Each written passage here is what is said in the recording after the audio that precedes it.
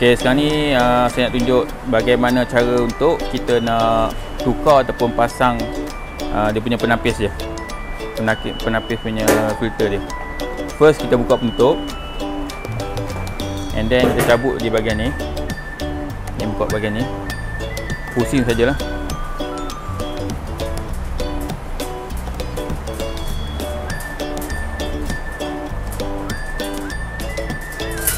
Okey, bila dah buka,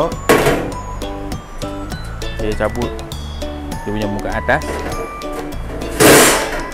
Kita akan masuk dia punya filter. Filter dia pastikan dia ada lubang di bahagian tengah tu. Ni lubang ni. Okey, just masuk saja, ikut pada lubang ni. Okey, bila dah siap, dan kita ambil bahagian tadi tu, kita tutup semula.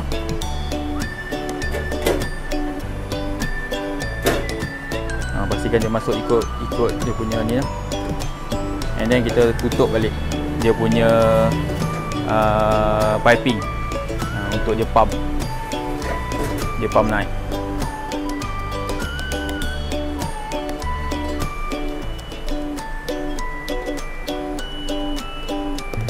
And then kita masukkan ikut kedudukan dia lah. Pastikan kedudukan dia punya ni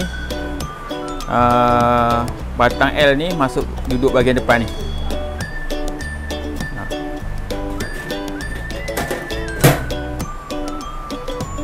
Itu saja. Nanti yang ni akan bersambung dengan dia punya yang ni bahagian sini. Itu saja untuk penukaran ataupun pemasangan oil filter.